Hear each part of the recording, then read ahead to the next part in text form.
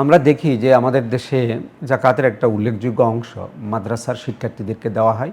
মাদ্রাসায় দেওয়া হয়, এতিমখানায় দেওয়া হয়, যে মাদ্রাসায় লিল্লা বোর্ডিং আছে সে সকল মাদ্রাসায় দেওয়া হয়।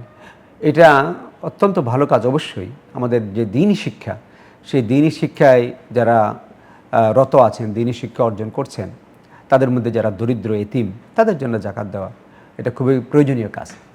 কিন্তু পাশাপাশি আমি যেটা মনে করি, যারা জেনারেল লাইনে সাধারণ শিক্ষায় পড়াশোনা করছেন, তাদের মধ্যে অনেক দরিদ্র ঘরের সন্তানরা রয়েছে, মেধাবী সন্তানরা রয়েছে। এখন দেখবেন শিক্ষা মানুষের প্রতিষ্ঠার একটা হাতিয়ার।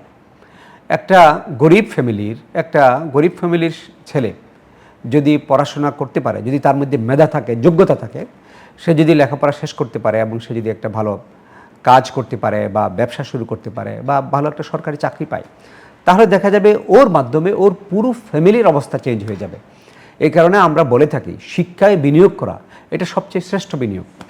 তাই আমি মনে করি যারা পড়াশোনা করছে জেনারেল লাইনে হোক, তাদের মধ্যে যদি দিনদারি থাকে, তাদের মধ্যে যদি মেধা থাকে এবং সম্ভাবনা থাকে, সেই ধরনের শিক্ষার্থীদের পিছনেও জাকাতের অর্থ খরচ করা উচিত। মনে রাখা উচিত জাকাতের একটা বড় উদ্দেশ্য হচ্ছে দারিদ্র্য বিমোচন। রাসূল সাল্লাল্লাহু আলাইহি ওয়াসাল্লাম বলেছেন, তুখাযু মিন আগনিয়াইহিম ফাতুরাদ্দু আলা ফুকারাইহিম।